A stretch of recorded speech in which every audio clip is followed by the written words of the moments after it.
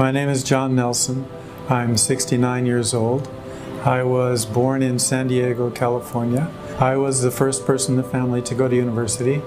It was the 60s, and so what did I become? A philosophy major, which drove him crazy because he thought, what's the point? You're not going to do anything with that. Anyway, when I was a young man, I was raised as a Catholic, and when I finished the 8th grade, I thought that I would become a priest. So I entered a seminary, a prep seminary. I became Muslim in December 2010. Two experiences which happened to me were wake-up calls in the middle of the night. I was sleeping, I live alone, and in the middle of the night I heard a voice, a very loud voice, and it was in English, and it said, "Pray." And I thought, this has not happened to me before. So I thought, okay. And then in my mind, I just said, I don't know how to pray. And the voice again said, in English, "Pray." And then two thoughts crossed my mind. One of them was, I believe, and the other one was, I submit. Just thoughts. So I closed my eyes and I went back to sleep. 4 weeks or 5 weeks later, same thing. Middle of the night, I hear a voice, and the voice this time says, "Read." And there happened to be a copy of the Quran on my bed table. One that someone from work had given me after I first came to the UAE.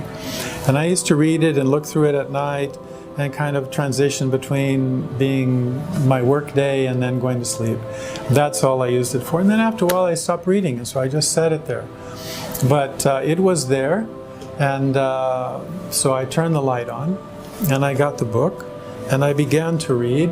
And then the thought occurred to me, this is not a book for you to read and relax, and this is not a transition for you between your day job and going to sleep at night. There is something in this book, and you need to read this. And that's what the whole purpose, that's why this book is here. This is the beginning of our adult relationship with God, with Allah subhanahu wa ta'ala. This is where we recognize who we are and who He is and what our relationship is with Him. For me, the real benefit of Islam, its direction and its connection. Because I know that if I follow the principle and the spirit of this religion, this Islam, this submission, that I'm not going to go wrong. My biggest concern was and is my family. At the time, I was completely wrapped up in this experience. But when I went back home and met my wife, I did not discuss this with her. I was going back home in 3 weeks, so I went and I told her that I'd become Muslim. And if you're married, you can imagine what she said. She said, "You didn't talk to me about this? You didn't talk about this?" I said, "It's not something that I can ask your permission for. Just as when your relationship with God, I cannot say don't do that."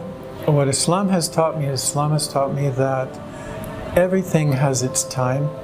It's not a time of your choosing, it's not a time of my choosing. The opening is from God. So if our heart is open and our mind is open, then it can come to us. If it's closed, then it's not going to come.